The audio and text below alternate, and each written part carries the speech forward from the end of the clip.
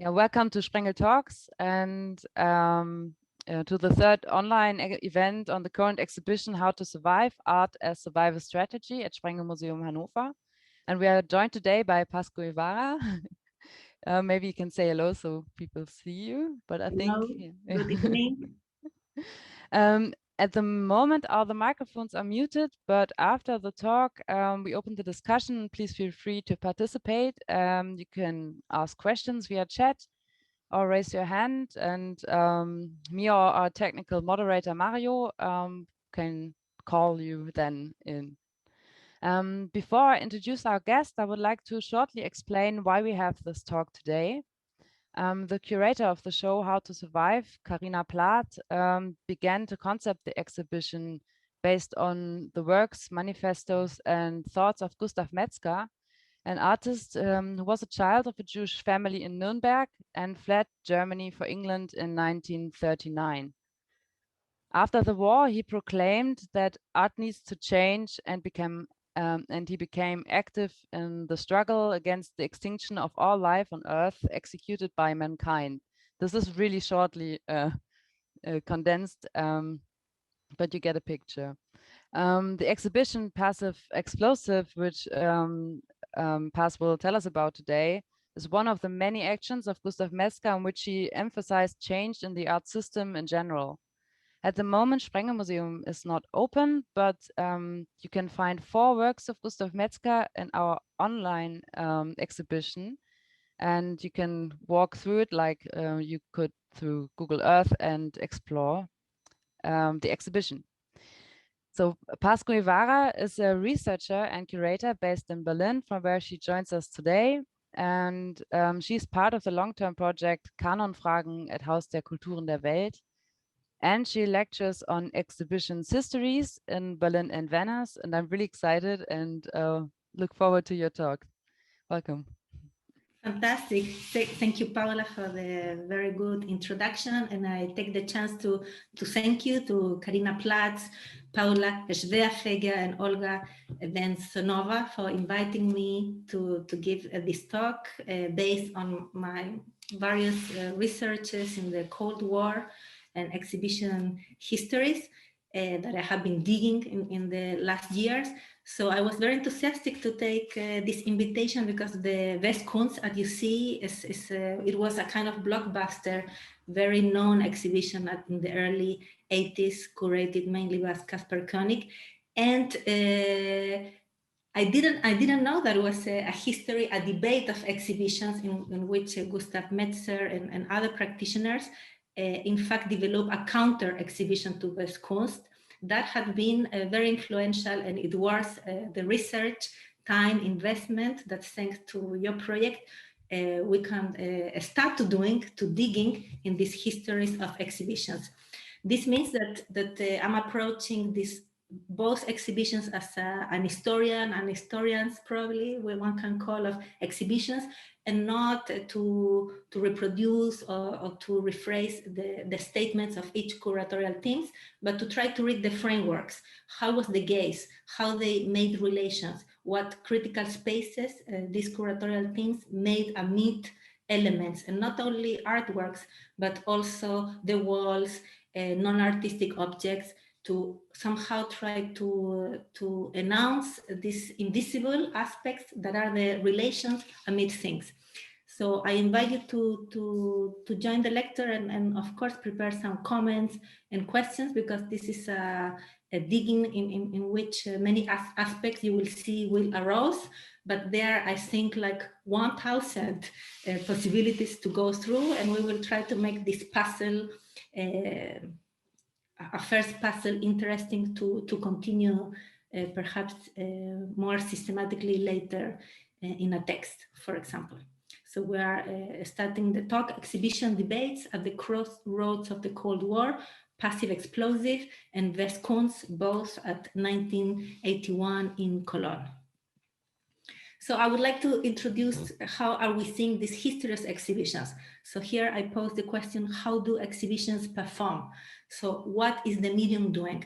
So by doing that, we will try to enter in the space of the exhibition rather than read the curatorial text as expression of what was the exhibition about. And this is very simple because many of the curatorial texts are written in advance, and it is not always consistent with the experience of the exhibition that is done later.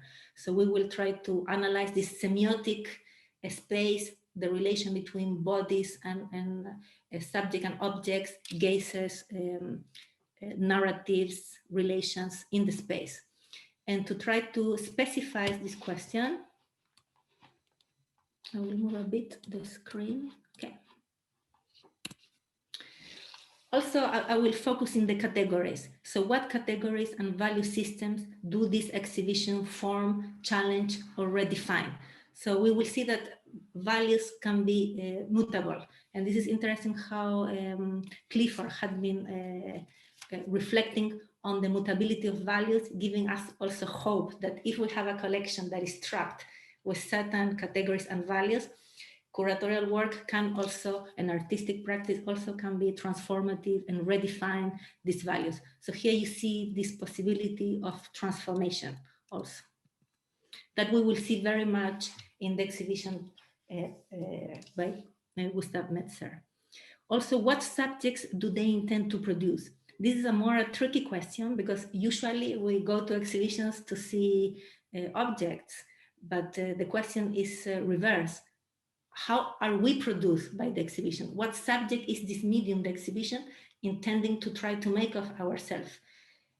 Historically, in the Cold War, exhibitions intended to re-educate the citizens, far from Nazi art historiography and the dismantling of museums collections, but also to form subjects that were fitting in the democracies that were capitalist democracies.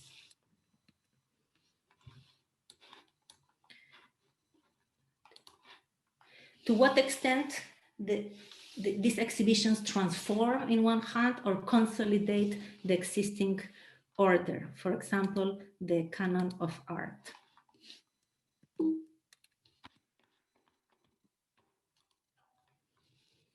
And finally, to try to specify our cases, how the 1981 exhibitions debate shed light in our own current debates. You will see that we will stretch the art historiography from formalist art historiography until the debates of restitution today, and we will try to connect and make this analysis productive for today, and hopefully we find some tools, some chapters that help us in our own conversation beyond the 81.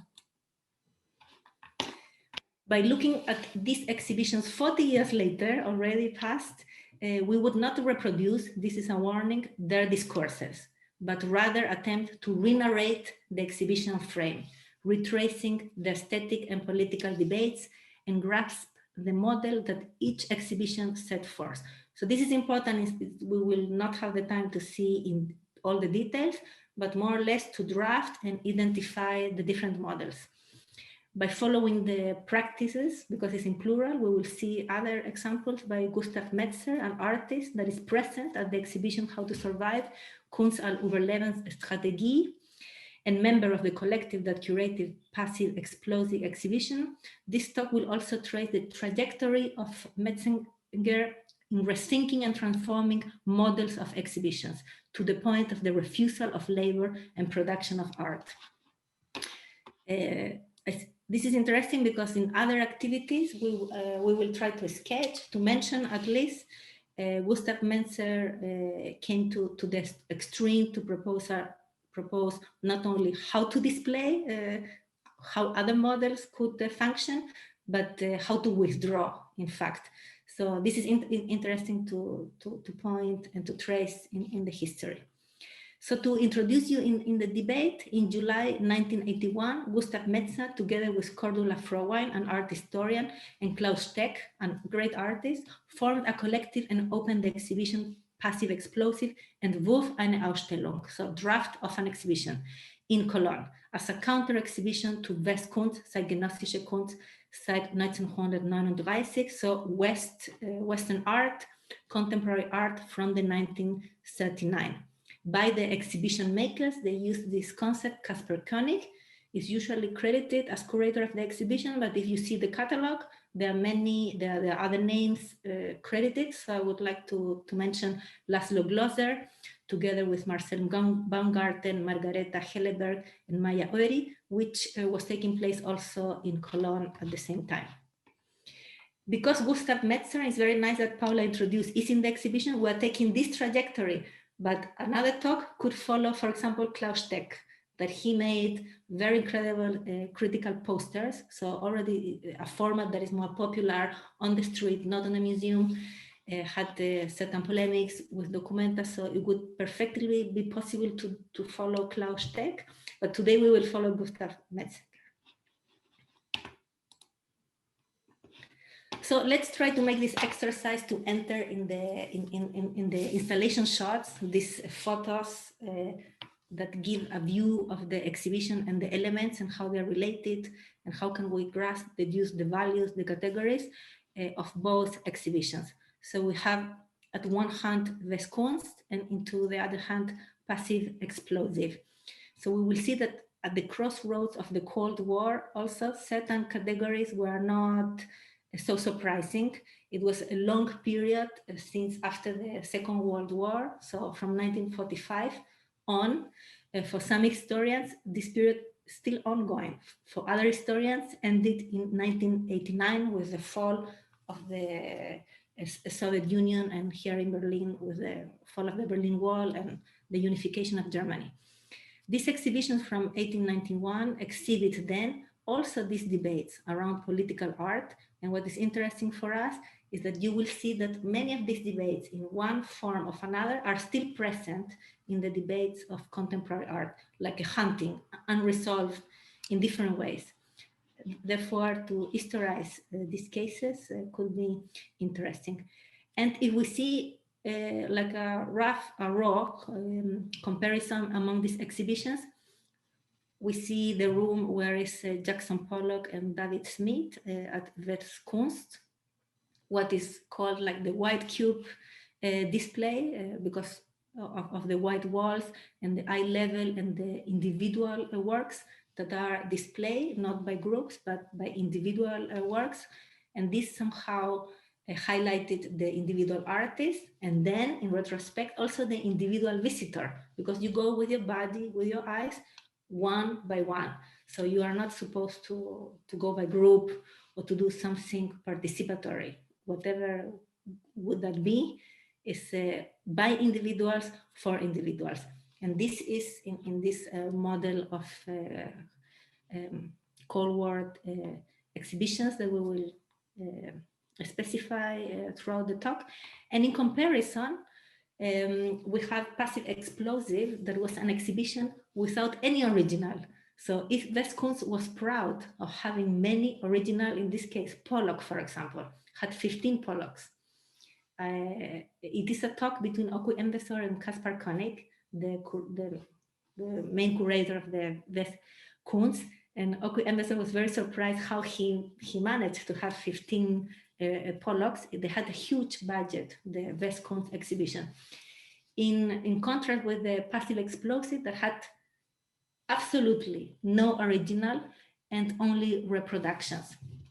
We will see in detail how some of the rooms of each of the exhibitions.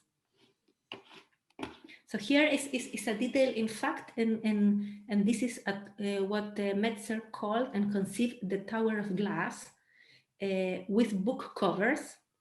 You see it's like a kind of shelf, vertical shelf, that he described that contain books covers of current topics, which went beyond of the display of art objects, as I was introducing, but displayed instead the context of political art. These were the topics, for example, environmental issues, war, peace, youth revolt. I remember other unemployment also. So this was not conceived as an art piece, but was the context, exactly what was missing in WESTKUNST, not as an art pieces, as an artist list, but what was missing was the context of the art in WESTKUNST that was seen by this group rather as a formalist, reduced to the form, without acknowledging the political art in which the heated Cold War paradoxically was taking place. So by displaying only reproductions, and also they have an event-based program, Passive Explosive contested also the confines of the art objects and the idea of the original, opening up instead a draft space for ephemeral artistic manifestations and a discursive program together with an artistic practice, an archival practice. This is one of the aspects that I think that made the exhibition Passive Explosive very interesting, how the space become also an archival space, not only an exhibition space that you can associate with later exhibitions. To see a detail in the walls were other books, and to understand the position of these archival materials. So I will focus only in these two. For example, the first one was a reproduction of the whole booklet, Protect and Survive, that was published by the UK government 1 year before the exhibition, and was under the title PASSIV, because this booklet was very naive in delivering instructions to the citizens how to protect yourself if it is a nuclear explosion, and was at the point of being ridiculous because it was all based in do-it-yourself adjustments in your house to survive a nuclear bomb that would in fact erase the humankind in several seconds. So quickly after this booklet circulated, E.P. Thompson issued the counter booklet and entitled it Protest and Survive. So instead of this passive attitude of waiting the government of other authority to try to protect you from this danger, Thompson and the collective foregrounded the active, the explosive operation of Protest and Survive. And this was under the title Explosive, somehow both symbolizes these operations and how the exhibition was functioning as a call to take action. And this was very much in Metzger practice to issue calls. We will see later how he was issuing other calls for artists to take action in other concerns. On the other hand, we will go like in a spiral. We will see certain examples of spaces and images of WESTKUNST and compare with Passive Explosive. In this case, the first thing that the citizens saw of WESTKUNST was the advertisement. They had a very huge budget that partly they invested in advertisement. So it was an agency that selected only quote by the artist to circulate the propaganda of the WESTKUNST in the city.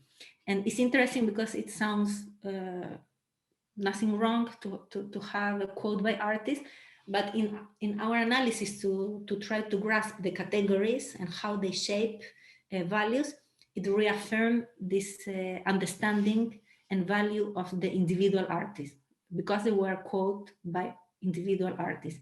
In this case, Andy Warhol. Like the most beautiful thing in Tokyo is the McDonald's. The most beautiful in Stockholm is the McDonald's. The most beautiful in Florence is the McDonald's. Peking in Moscow, they don't have yet something beautiful. So it was very Cold War directed message. So this will lead us to this paradox that is present in the Cold War exhibitions that somehow shape and reproduce the canon of modern art in the formalist terms, that they have this performance of apolitical art, but in fact they're very political. They are reaffirming the values of the Western capitalist democracies. And you could see it in this art. I selected a second to add the many more by Marcel Duchamp. He would say, so many artists so many solo exhibitions, so many galleries, collectors, and critics that don't do anything else than go like following the artist. So again, like a glorification of the individual artist. And we would see that passive explosive is proposing the opposite model. So then we have already a comparison. They are collective, and they propose also popular culture, not only works by artists.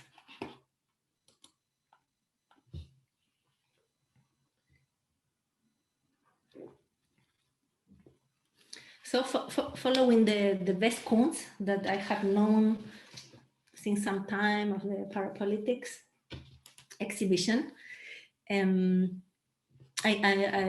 following some interviews that Kasper Koenig had given and the conversation with Oki Enveso, I could tell you that from his chronic of the working of the exhibition, he somehow framed it that the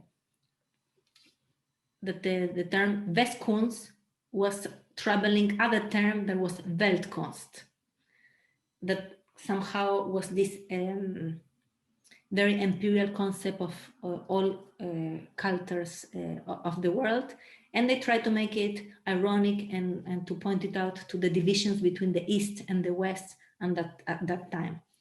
But however, if we enter in the space, in the exhibition as we're doing now, we will see that the white cube display the prominence of abstract art, like this room, and we will see in other section of the talk how abstract art was also defined as universal language. So this was the apolitical definition of abstract art, like this lingua franca. Everybody can understand each other painting abstract art, this new internationalism. But why it was problematic? Because abstract art was the style promoted in the West in opposition to the socialist realism in the East, in the Soviet bloc. So this internationalism was in fact Westernism. So you can see this bias in which many of these exhibitions were treating abstract art as international, making this equivalence that was not the case. So when you have at that period some exhibition entitled or subtitle international exhibition, one should suspect if it was any art from the Soviet bloc or not. As well, its foundation in the formal art history of modern art that we will see. And not only the show was based on individual artists, but the production of the individual visitors were rather affirmative of the Western canon and its gaze, very much resonating the exhibition model since the early Cold War. So in short, this ironic use of WESTKUNST does not seem so ironic when one re-enters, revisits the exhibition. It seems much more affirmative than ironic. Here we will see shortly how the WESTKUNST exhibition was structured in 4 sections. And you see that start with the World War and modernism, start with Picasso. We will reflect about this. It's the beginning of the canonic art history since the diagram of Alfred Barr in MoMA in 1936. In the catalog, they include this diagram. So somehow it's following up of the art historiography produced by Barr at MoMA.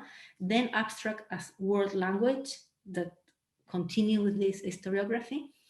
A third section between progress and denial, and a short section in comparison with the other, more recent, today, 37 artists and the younger generation. This we will compare with the exhibition Passive, Explosive. So we try to keep it in mind. So only to give a glimpse of other rooms, this is the room of the 1939 panorama. And we see that This year in the catalog is acknowledged as the year when the political divide between East and West began with the war, with the Second World War, started the division. And although this is like a historiographical and political contextualization of the artworks in the catalog, however, the formalist display, the white cube in which the works are presented individually as works and detached from any reference to a context, return us to the experience in the space as an experience that is looking only the formal innovations in the work, this progressive art history in which forms are transformed from one movement to the next, and they all lead to the second chapter, abstraction as a world language, in which in fact the context is not present, is very framed in the art piece.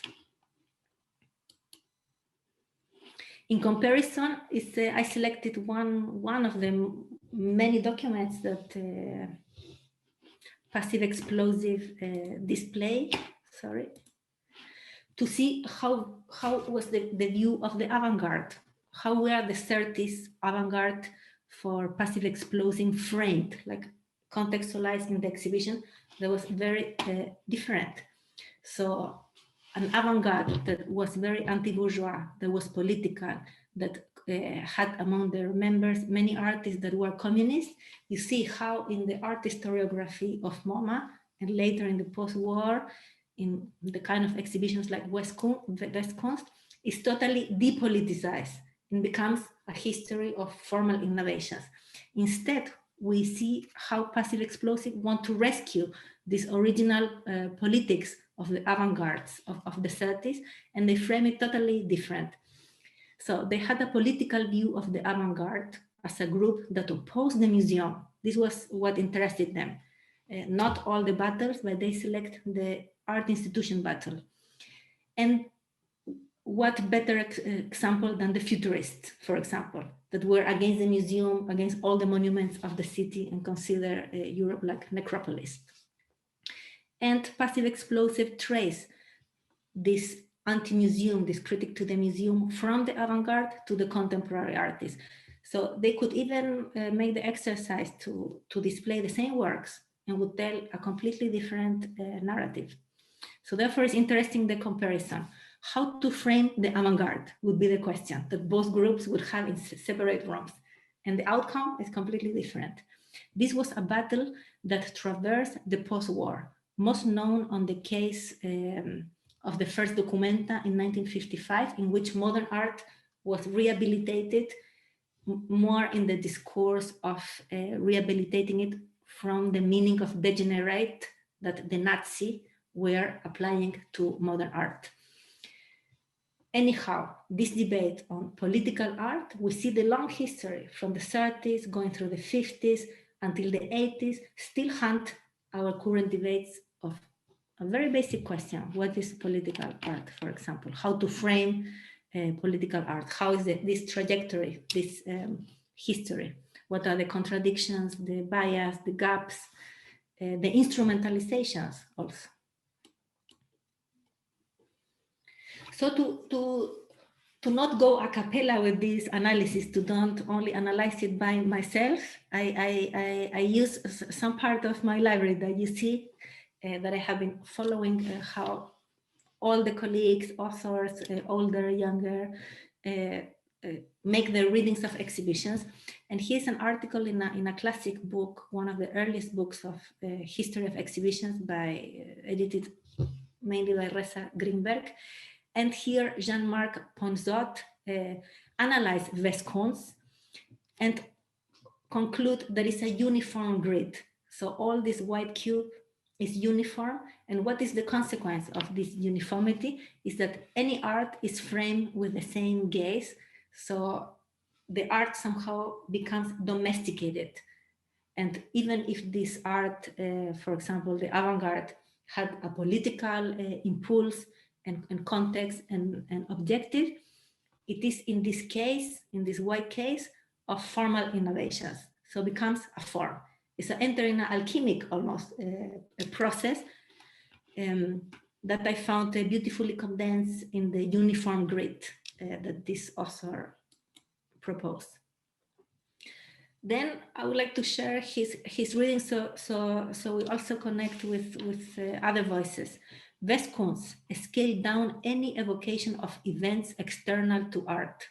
Its chronological division included a period when art and artists were severely tested by history. So he said, it's no context, no politics at a time when it was very heated politics. Not once are the works summoned as documentation of a history other than of art. This is the formalism. In WESTKUNST was instead, I think, a formalist tradition. Not one non-artistic object could be found amid the works. So this formalist tradition is also here smelled very, very fast by Poinsot, that also referred that is purely art, attempting to be apolitical, but I would say to add the political dimension of these categories, of erase the context and the political aspect. Also to convoke some quotes from the curators that reaffirmed this reading. Kaspar Koenig, for example, in a recent interview stated, the focus of WESTKUNST was artistic innovation. The artwork was at the center. So of course, this is nothing wrong, only that in the constellation of what was not presented, what was erased, what was not highlighted, it became only one way to present these artworks. And by comparing with passive explosive, we could see other ways to present the political and the context also of the artistic production in history and at that time. And Laszlo Gloser, he stated, the exhibition WESTKUNST is a thesis exhibition. It states that 20th century art, so from the avant-garde until that time, is alive in a certain way. In its entirety, it is contemporary art for us. Contemporary art, but not in the sense of historical testimony. This historical role is discarded. It has become chronicle or legend. Sometimes it even remains hidden or forgotten. And he continued, we have reached the statement of the exhibition WESTKUNST. He will make more specific point. The thesis of the current effectiveness of the unexhausted energy of the works. So here is the thesis that the exhibition is not making, in fact, a history, but all the art produced in the 30s, 40s, 50s is all contemporary. So this way they are making this transfer from modern to contemporary art because the works are not exhausted.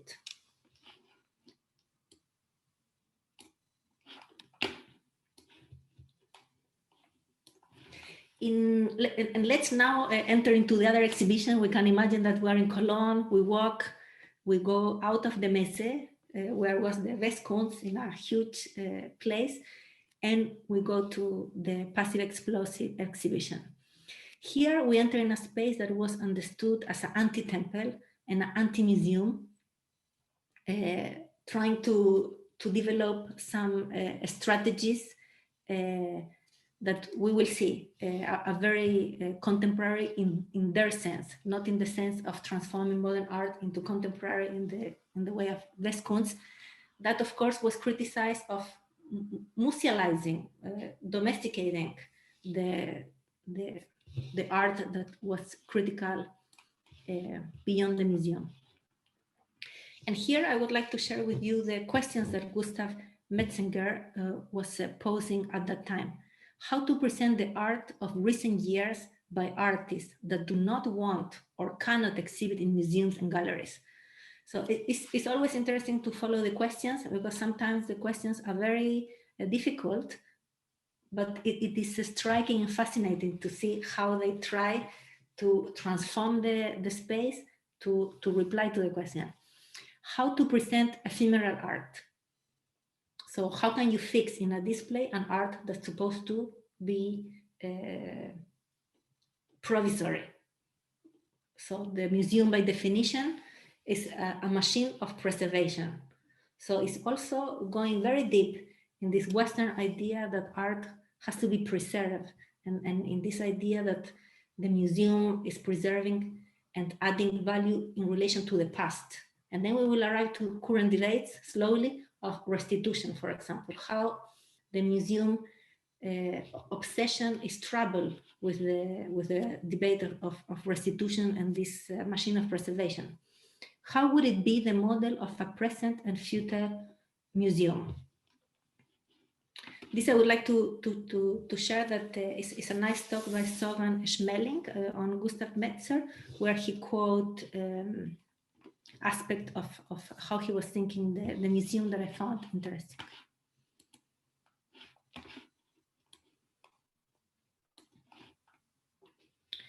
So the model of the museum that Gustav Metzger proposed was the exhibition, of course, itself, exhibition without originals, discursive, like a draft, unfinished. So a draft is the definition. Perhaps if a text is fixed, the draft is unfixed. And we see here this model, this architectural model for a future museum that could host this kind of elusive art, this ephemeral art, this critical art. So the museum room display a model that fosters a new interaction between art, artists, and society. So I think Gustav Metzger was very much analyzing the communication model of the museum and how to change this model. His museum has a structure of rooms with flexible facilities. So this also is going into direction how to make this draft-oriented display that could host these ephemeral works. And he said available to impart the art that is no longer existing, because this is very beautiful, because the ephemeral art is meant to exist for a short time. So how to preserve something that does not longer exist? So this would be the museum for that. So it's totally different as an exhibition that tried to legitimize, historize, and build like the masterpieces of the 20th century based on modern art and bringing it into the contemporary art. And the rooms were directed to action, to works with water, a room for destruction.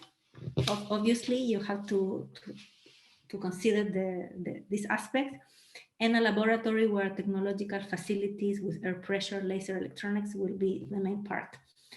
This room were available for the artist, and work of the past could be reconstructed.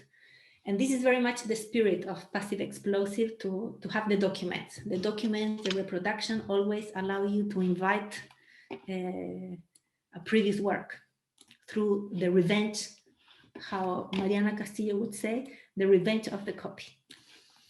So passive explosive put into question the formalist Western narrative, this narrative of innovations only inside of the frame or the artwork. If it is a sculptor, I mean the frame in conceptual terms, and also attack its bias by surpassing the autonomy of art. This autonomy of art that we see very much in WESTKUNST, where the art is as itself, without the context. The formalist art historiography was also based on formal innovations and the new. You would see that the historical approach of WESTKUNST, although they claim that everything was contemporary, nevertheless, when we see the context of the book, for example, or of the space of the exhibition, is a chronological order in which each chapter proposes a new formal innovation. I cannot expand, but maybe you can have as an example in mind how abstract expressionism in United States was the new ism in United States after all the earlier isms of Europe, futurism, surrealism, cubism, of course. So somehow they took the lead of modern art in the new hegemonical center after the Second World War in United States. Also against the universalism, the individual artist, because it was very much based in collective, and also against this idea of the apolitical art that was somehow very apt for capitalist democracies. So returning to the room of Pollock in WESTKUNST, and all this trajectory of art history that we had learned. So now we come to ourselves, like in a Greek opera, that we start identifying with the characters. So we start getting our own questions to say, why I know Pollock and I don't know passive explosive. I do these questions, so then I'm happy you invited me to resolve it. And here I would like to quote Okwi Envesor in conversation with Kasper Koenig on WESTKUNST, that Okwi concluded the West is a massive education camp. So, and he said, we have to forget all the knowledge of our communities or regions in order to learn about Picasso. And this is exactly the first room. It's the first room of WESTKUNST, but it's also the first room in the 1936 exhibition in MoMA, Cubism and Abstract Art, where this art historiography had its departure and became the dominant canonic history that we all learn, even in the most faraway places, if you are in the West, geopolitically. Passive explosive presented instead a political space with political art that related to current social realities that WESTKUNST was neglecting. This is the comparison. It was also intended to stimulate the planning of future museums, and we could say a counter-education camp. So you would be, as a subject, to respond to this tricky question, how the exhibition produced me. So this exhibition will intend to produce me also as a counter-education student, to invite me in a counter-education camp where I would learn this context, that political context that was missing in the other exhibition. And of course, had also a local ambition that was to influence the future Ludwig Museum, that this would be other work to try to find out if they did. Also, to finish, to go closing the talk for some questions. This collective that was formed to shape very quickly the passive explosive exhibition also relate with earlier practices by Gustav Metzger that I would like to shortly mention some of them. There are many more, not only because he's present in the exhibition, but because therefore I selected him as a character to follow the story. And throughout many of his initiatives, he was wittingly, like wisely, seeking to answer how to present an art, like ephemeral, political, draft-oriented, that attempt to transform society, including the very museum.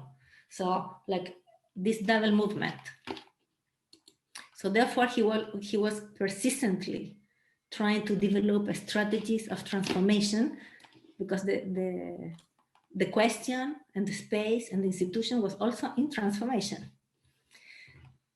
So one of the most radical strategies was one that he announced first in 1974. It's known as the art strike, but he renamed it later as Years Without Art. That was a call that he issued to the artists to refuse to work on art for 3 years. So to stop the machine. So, and to honor the artist, that the character in the story, that the artist, the practitioner that we have been learning from. I will quote this fragment because it speaks also a lot about our time of the pandemic, where we are somehow also out of normal labor. The refusal to labor is the chief weapon of workers fighting the system. Artists can use the same weapon. To bring down the art system, it is necessary to call for years without art, a period of 3 years, from 77 to the 80, when artists will not produce work, sell work, permit work to go on exhibitions, and refuse collaboration with any part of the publicity machinery of the art world. This total withdrawal of labor is the most extreme collective challenge that artists can make to the state. The years without art will see the collapse of many private galleries. Museum and cultural institutions handling contemporary art will be severely hit, suffer loss of funds, and will have to reduce their staff. National and local government institutions will be in serious trouble. Art magazines will fold. The international ramifications of the dealer museum publicity complex make for vulnerability. It is a system that is key to a continuous juggling of artists, finance, works, and information. Damage one part, and the effect is felt worldwide. And only to mention, so you have a glimpse of this plurality. In '76, Metzger also conceptualized the strategy Art History with a Gun and organized not an exhibition, not a call, but a symposium, a gun international symposium, Art in Germany, in London. That was meant to be critical to the narrative of art history. And to see this larger debate that I have been pointing out, I don't want to have this reference so far in history as if it is something mysterious far away. So I decided to include it. So this is the reference of the formalist art history from Alfred Barr, the diagram, Cubism and Abstract Art, where you see that all the isms are in black. Cubism, constructivism, for example, futurism, expressionism, surrealism, and all end up in abstract art, and it is or non-geometrical abstract art or geometrical abstract art. So you have two choices, but it is abstract art. Many artists that found themselves in the diagram and in the exhibition when they received the catalog, they said to Alfred Barr, for example, Molinoux said, "I don't want to be in this march toward abstraction." Or Kandinsky also said, "You visited my studio. I told you about the spirituality of my work. You didn't understand anything." Nevertheless, the diagram and the historiography of Barr was so seductive and was so empowered by MoMA that became the history of modern art. But at the very time that this was published, an amazing art historian, Marxist art historian, Meir Shapiro, contested to Barr. So we will see that it's an ongoing debate. So I would like to share the quote by Meir Shapiro just to be on the very close to the emergence of this discourse. So then we could follow it every time how it re-emerged, and we will end how somehow still hunting us in the debate of restitution. Although Barr sets out to describe rather than to defend or criticize abstract art, he seems to accept its theories on their face value in his historical exposition and in his certain random judgments. In places, he speaks of this art as independent of historical conditions, as realizing the underlying order of nature, and as an art of pure form without content. Hence, if the book is largely an account of historical movements, Barr's conception of abstract art remains essentially unhistorical. He excludes as irrelevant to its history the nature of the society in which it arose, except as an incidental, obstructing, or accelerating atmospheric factor. The history of modern art is presented as an internal, immanent process among the artists. Abstract art arises because, as the author says, presentational art has been exhausted. So this we see like an immediate response of against the formalist art history. And to catapult it until today, we see how artists today, like Bill Thomas from United States, rewrote, we could say vandalized the diagram, like following more the tradition of passive explosive than the model of WESTKUNST, and incorporated all the colonial histories, because other aspect of this diagram is the erasure of for example, what is called in the diagram Negro art. It appears with other color because it's an influence. It is not an artist group. So you see the diagram posted as a source. So in fact, install it as a raw material to be only influence and rework in the masters of the modern art. So we see this vandalism still very recent of today, of the diagram that rename it colonialism and abstract art, posing this geopolitical and the violence of the canonic narratives that go beyond the exhibition, but in the context, in fact, is colonizing real territories and erasing real names. So to conclude, I wanted to share how we see this clashing power of exhibitions. So we have seen cases of the clashing powers of exhibitions. On the one hand, many exhibitions, maybe like WESTKUNST until today, can prove contentious, performing somehow a certain violence of the Western canonical narratives that erase certain aspects in the frame. And especially in the case of the ethnological collections today, and this is the debate of today, they continue to perform the colonial gaze and the imperial episteme sit, for example, by erasing authorship, the contentious ownership, and also installing this, what they call artifacts, only in the formalist gaze.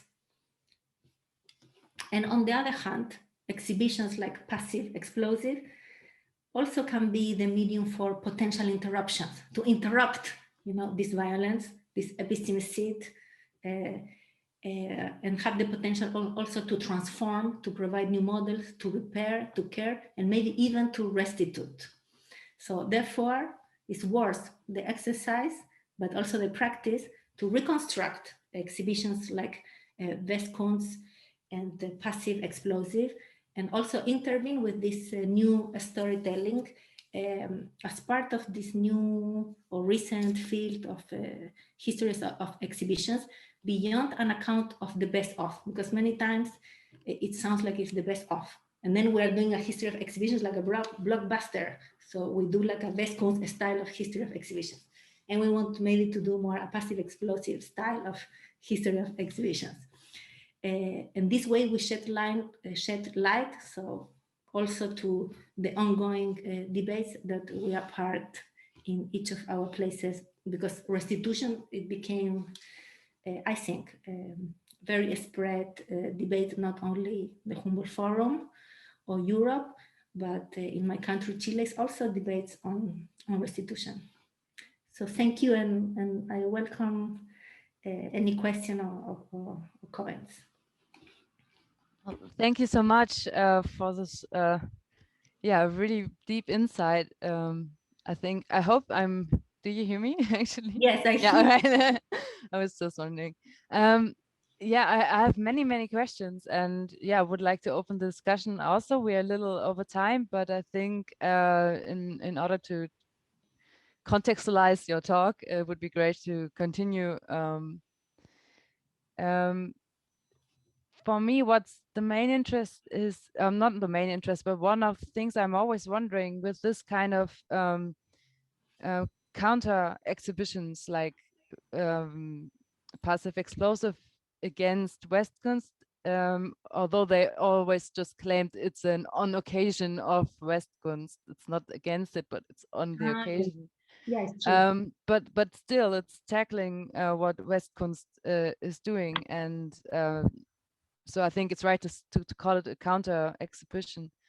And also, by now I see you have these two movements, what exhibitions perform. Does a counter exhibition like PASSIV, EXPLOSIV only exist in contrast to a white cube blockbuster exhibition, or could it, like this particular exhibition, could it stand on its own? Is it an attempt or a conclusion from discourses that have been there all along, and this is the occasion, or is it only working as a contrast? It's a very good question. In the seminar that I'm doing in the Kunsthochschule in Weißensee, it's a very talented artist that had a similar question. But in general, if we can't do a practice that is critical, that is not against, it's not only a reaction. So I found it a brilliant question. In the case of passive explosive, I think that if we would analyze it only at itself, we would make the mistake of analyzing maybe in the formalist terms, because their context is WESTKUNST, but all the canonic narratives, like from Alfred Barr until the time. So somehow they have this Cold War political and aesthetic debates as their context. Therefore, the nuclear war and war, peace, like we didn't have enough time, but already to have books with the world peace, it meant to be in the Soviet camp or in the communist camp, because the Western camp was using the concept of freedom to agglomerate the intellectuals and artists, to say in the West is freedom, the artist can paint anything even without content, like abstract expressionism. It's total freedom, not like in the Soviet Union that is like a guideline what artists or intellectuals can write or paint about. And in the Soviet Union, they were having this conference, the peace conferences. So already if you see, take one book, you open up a whole trajectory on the context that is mainly the Cold War debate. Oh, So I think we could not escape from this context in the case of the exhibition, but in the general question, I think it's good to formulate your complex questions and then try to resolve it. Like Metzger, how to preserve artworks that are ephemeral, like a contradiction, with a destruction room. So the art enters, gets destroyed, and exit. I found that really interesting, his model of a museum, because in some way the answer is still not given to this question. I mean, if I look at these images of passive explosive, I also think comes to mind the last documentary actually, which also tackled this question of how to archive or present performances and active art, like political art. And but for me, another question would be like you focused on what kind of visitor the exhibitions, you call it subjects, they produce. And for me, it also would be the question, what kind of artwork do they produce? So like on the one hand, you had this, like, this is a individual artwork in a context of a formalist tradition. Yeah. And they tried, I think that was really nice pointed out, they tried to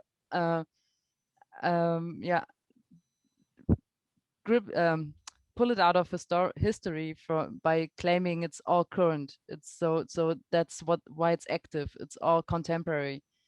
And on the other hand, we have this active part, which is in the materials, in the archive. It's in the technique of collage, I would call it, which we have on the walls, where you put a lot of things next to each other. This is a completely different view of how art works are. Yeah, and then you see the collective assemblage of materials, as you point out, in passive explosive, like a tower of maybe 20 books, different as the display of the individual artwork that is framed by a white wall, and this white wall framed everything. So from Picasso through Beckman, Carl André, the minimalism, Andy Warhol. So everything has this apparently neutral presentation to highlight the formal aspect. So it's like aesthetic and political. But the funny thing is that passive explosive also has at least light walls, but but because they arrange differently and they have a different approach. They're showing reproductions. We never call it the white cube. This is really I like it. Yeah, they made the kind of constellation groupings of themes, and this way by displaying these themes, they establish relations amid the materials that anyway are very close together some. So you have like a material connection and thing connections that make you in many levels in a collective and contextual experience, rather than educating yourself to go one work after the other. It's like an education machine of the individual. So if you are young and you enter this space, you say, what style can I invent to be an individual artist? I have to invent a new formal innovation. So the Pointillist made these points, Picasso unfolded bidimensionality, the surrealists painted the dreams. What style can I propose? But on the other hand, Westkunst was not like the irony which was in it, because like you point out, it's Weltkunst and it's Westkunst, and also the quote from Warhol. Also, it has the irony is in there, but it's a critique, I would say, but it's a critique that stays in a specific area in the same system, thought system, Yeah. and the passive explosive tackles the system, not the yeah, and for example, you could frame completely different the avant-garde by groups. When I was telling what style you would do, like I was mentioning the group because I would have the tendency to mention the group, but this was not the case in the exhibition that was by artists as individuals. So the same works, you could also group them and say these movements that were self-organized, like surrealism, and made their own statement, a manifesto, without any curator to write the manifesto for them. So you could make a completely different frame to foreground their collective self-management rather than this museological, conventional display as we know it from this canonic narrative, especially in the post-war that became dominant. So we have a question from Karina Plath in the chat. If you want to, you can also, like maybe Mario can also allow the videos and microphones to turn on. Yeah. So Karina made a very good question. Why did WESTKUNST start with the year 39 and not 45? It's very good. I thought about it, and the answer they said when started the war, it was the divide between the West and the East.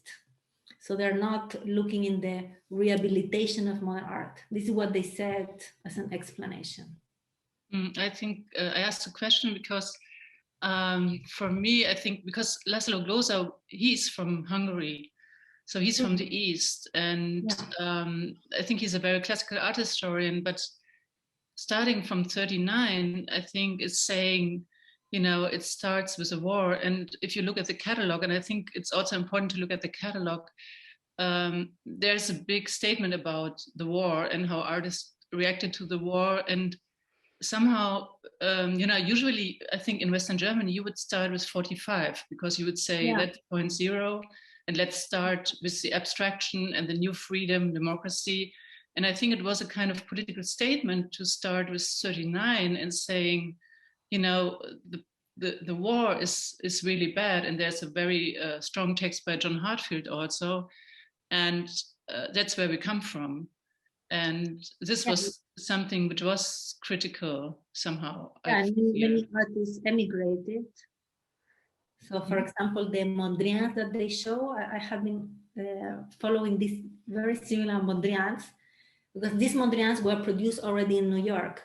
So when these Mondrians return, like it also comes in this wave of rehabilitation, but they are the Mondrians that were only possible because the artists emigrated to United States. So the whole room even I think has the title New York. So I also found it political, and I like very much to learn in one interview how both also saw this change of center.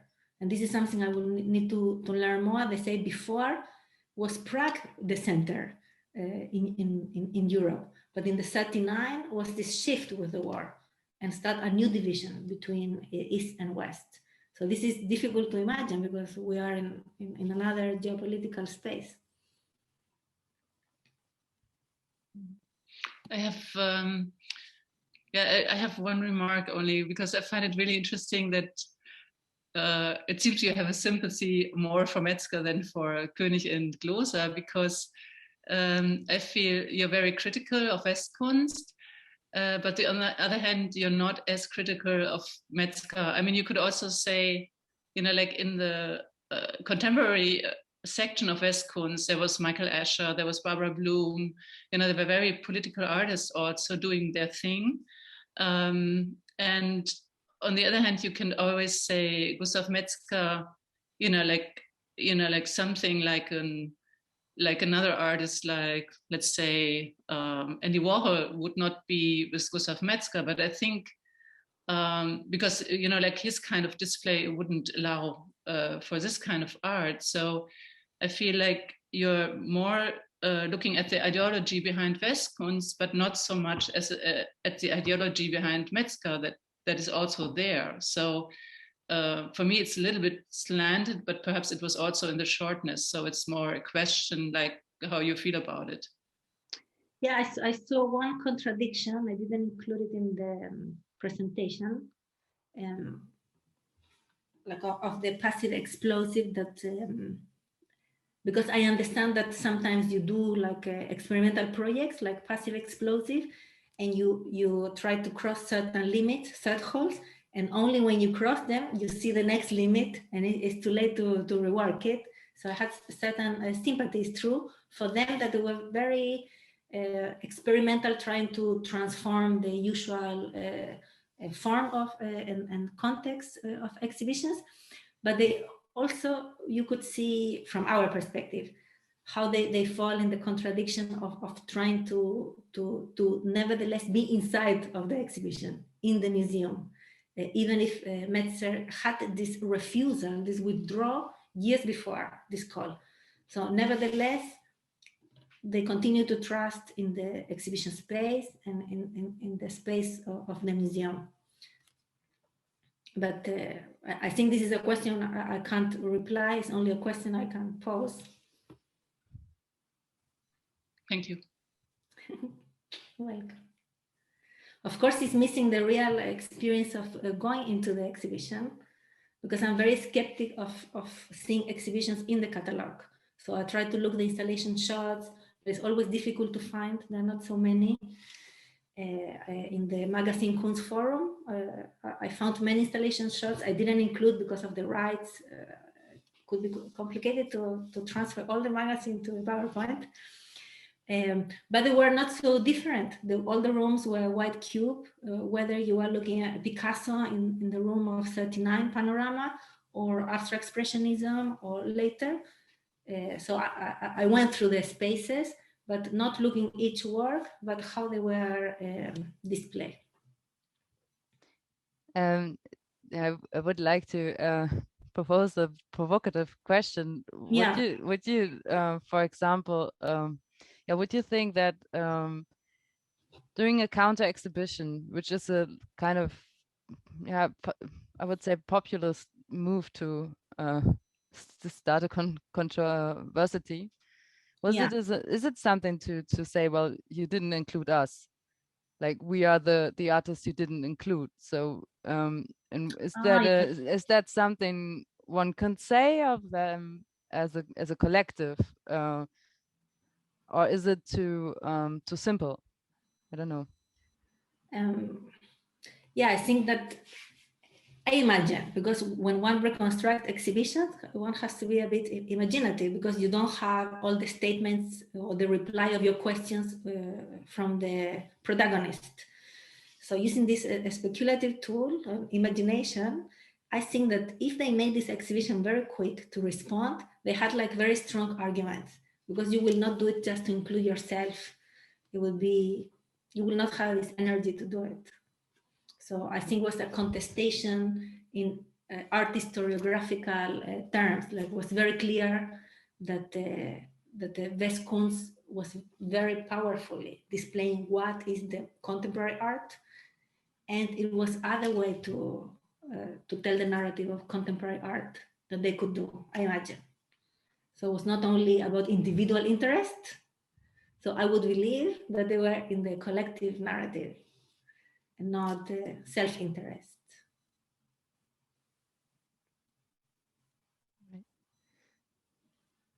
Are there any more questions? Any more comments, maybe?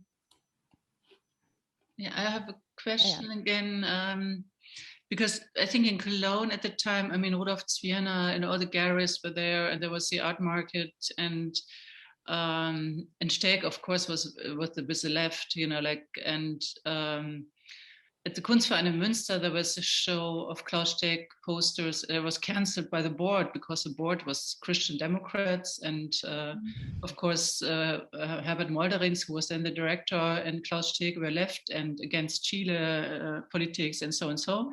And but it was a very harsh climate between, you know, the right and the left. And I think it was true also in Britain, where Metzger was very active with his own gallery and talks, and so.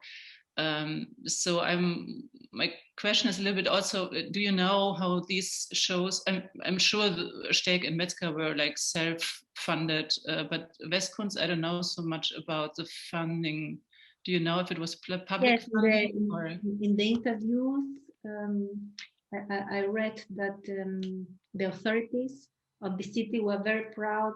There was like many involvement from business.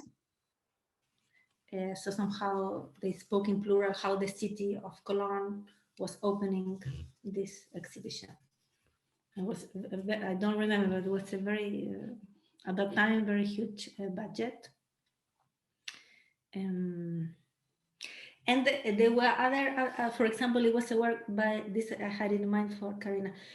It was also a work by Hans Haacke that was not displayed at WESTKUNST because it was too controversial and political, where future founders of related to the family Ludwig were somehow traced in their business. So, this story I didn't follow, but just to contribute of these aspects, not only what was exhibited, that PASSIV, EXPLOSIV was commenting and wanted to rework, but was also commenting what was not exhibited. So at the end, this work of Hans Haacke was shown in a gallery in Cologne.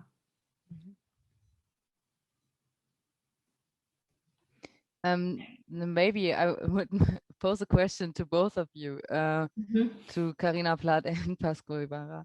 For me, it's always,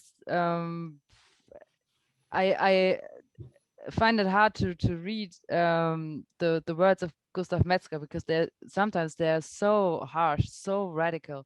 Now, I'm wondering, does it still work for today, or is it something that is so much rooted in the 70s? I mean, I know this is 81, but in the 70s political atmosphere, where you would post different statements maybe than today, where everything is sort of hyper nervous. So yeah, I was wondering what you think about this. Is this something still possible today for somebody to be that radical as Metzger? Or I think this, like, the shooting of the gallerist is one of the things that the left artists proclaimed often enough. So yeah, today's artists use duct tape. I think that's the most they do. Yeah, but please. You want to say first, Karina?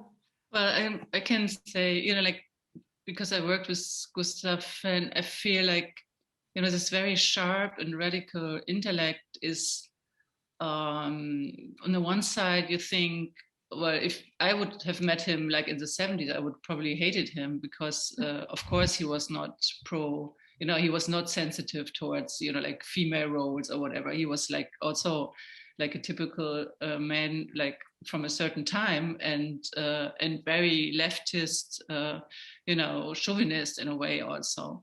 But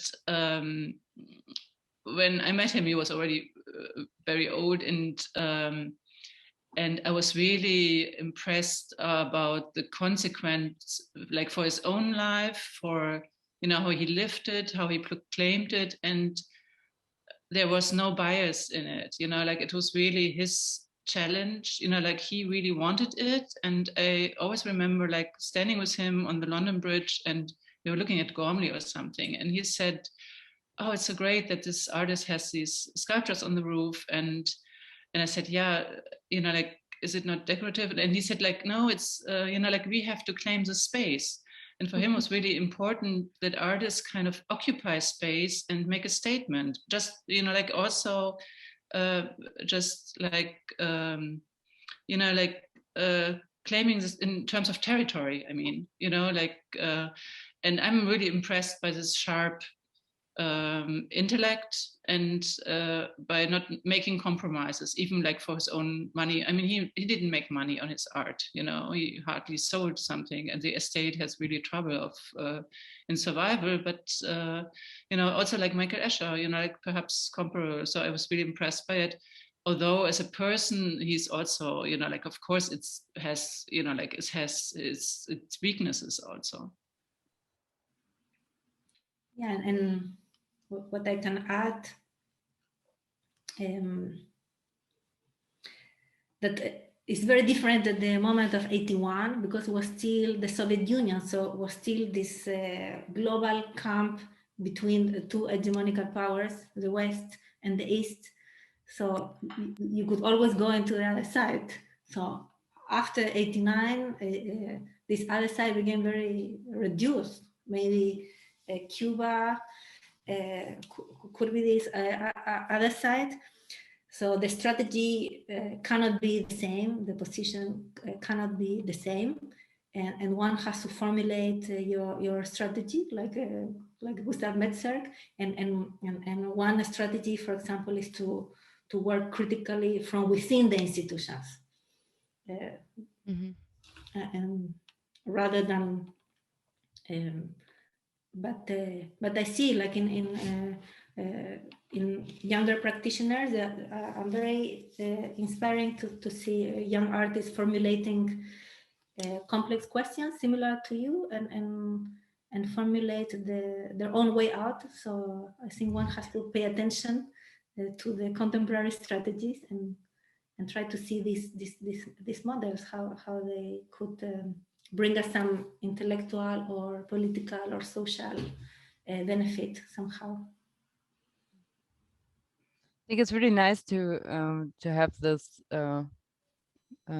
work you show now at the Willis Thomas work, and maybe close with this the idea of Metzger and passive explosive going into the museum and back into the museum, and not leaving the museum as artists, but rename it, work it, and transform it. Yeah, vandalize it, perhaps. Vandalize it, or maybe not too much. Yeah, and I would like, if not anybody has any more questions, I would like to thank you very much for this talk, and also thank you, Karina Plath, for joining the conversation, and thank you all for coming. It's not coming, joining. Yeah, connecting. Connecting, yeah. Yeah, thank you for keeping the energy. We have been planning this talk since the beginning with Paula, Karina, and Olga. So I appreciate very much that we went through, and it's something that we have been doing collectively. So I therefore may I feel more identified with the passive explosive, this gathering collective attempt to transform the situation. Yeah, thank you so much to being open to do an online event rather than coming to the museum.